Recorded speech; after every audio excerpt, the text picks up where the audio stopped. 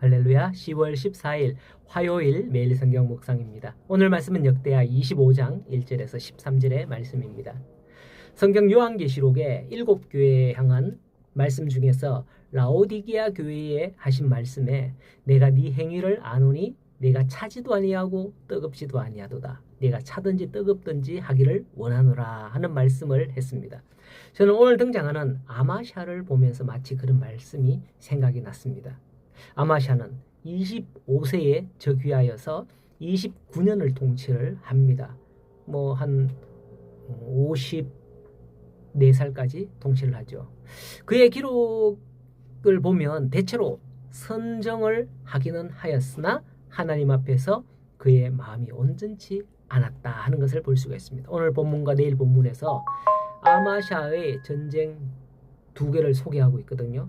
29년 동안 다스렸으니까 이 두 개 외에도 여러 전쟁이 있었을 거예요. 그런데 이 두 전쟁을 통해서 그의 신앙과 불신앙을 또렷이 보여주고 있음을 볼 수가 있습니다. 마찬가지로 우리 개개인의 삶도 인생 가운데서 수많은 전쟁 같은 것을 하는 그런 삶을 살죠. 삶이 전쟁입니다. 그럴 때 우리가 어떤 선택을 하느냐에 따라 우리의 믿음이 어떠한가를 볼 수 있는 걸 유념하셔야 되겠습니다. 아마샤에 대한 이 모든 결과는 내일 본문까지 가서 보면 나옵니다. 오늘 본문은 앞에 부분인데요. 오늘 본문엔 그의 신앙적인 면이 기록되어 있어요. 내일 본문은 불신앙적인 면이 기록되죠. 그런데 아마샤가 이렇게 행하였다는 중요한 요인 중에 하나가 바로 오늘 본문에 나옵니다. 그게 바로 2절이죠. 2절을 보면 아마샤가 여호와께서 보시기에 정직하게 행하긴 하였으나 온전한 마음으로 행하지 아니하였다라고 전제하고 시작을 합니다. 여호와께 정직히 행하였다가 아니라 행하긴 하였으나라고 하는 거죠. 안 했다고 하는 것도 아니고 온전히 했다는 말도 아닌 거예요. 처음 언급했던 라오디게아 교회처럼 차지도 뜨겁지도 아니했다 하는 그런 모습이죠. 곧 이어져 나오는 말씀이 그의 부왕을 죽인 신하들을 죽였다라는 것인데 이게 그런 건 아닙니다. 5절 이하에 나오는 전쟁을 보면 그렇거든요.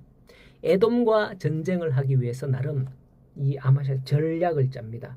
유다 군사들로는 이게 숫자가 부족할 것 같으니까 북이스라엘에 은 100달란트를 주고 용병 10만 명을 고용하기로 합니다.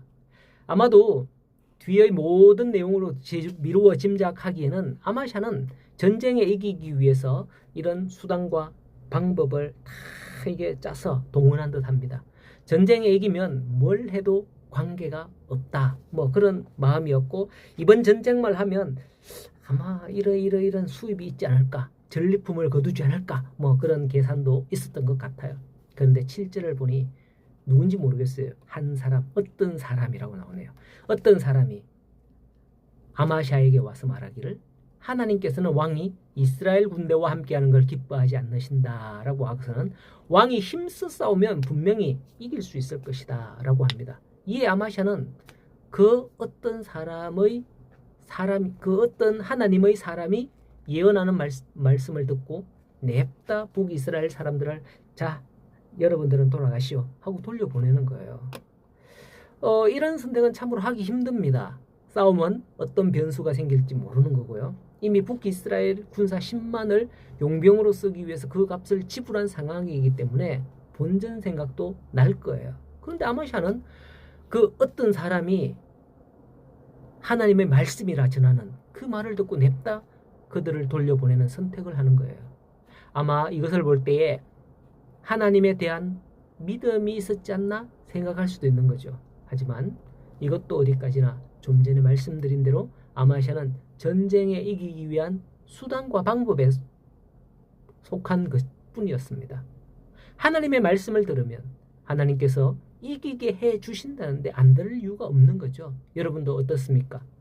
믿으면 된다는데 일단은 믿어보고 안 되면 다른 수단과 방법을 찾자 이런 생각을 할 때 우리가 많거든요. 일단은 기도하고 그래도 안 되면 그러자 하는 그런 마음, 이런 마음들 아마 다들 한 번쯤 있었을 거예요.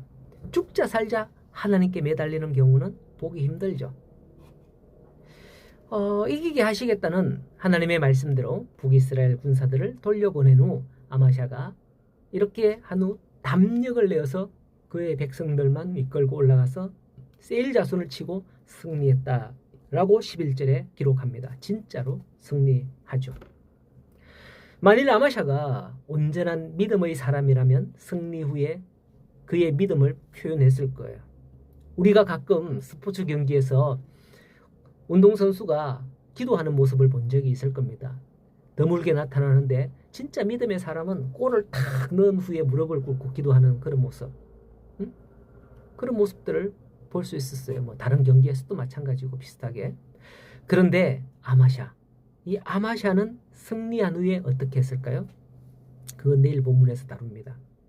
그걸 보면 제가 서두에 왜 라오디게아 교회에게 하신 말씀 차지도 뜨겁지도 아니하다라는 말씀을 했는지 아실 거예요. 자기의 분명한 신앙 중심이 없으면 이와 같이 행할 수밖에 없습니다. 어제 요하스도 그렇듯 말입니다. 자기 속에 분명한 신앙이 없으니 사람의 말에 귀를 기울였던 거죠. 오늘 우리는 무엇을 위해 하나님의 말씀에 귀를 기울이고 있습니까? 내 인생의 승리를 위해서 하나님이 이런 말씀을 주시니 한번 믿어보고 따라보고 안 되면 또 다른 방법을 하면 안 되겠나 하는 그런 목적일까요? 그게 아니라 온전히 하나님을 우리 왕으로 모시고 그분의 말씀에 귀를 기울여 순종하며 나아가는 우리 복된 성도님들이 다 되시기를 간절히 소원합니다. 오늘도 온전한 믿음으로 승리한 하루가 되시기를 간절히 축복합니다.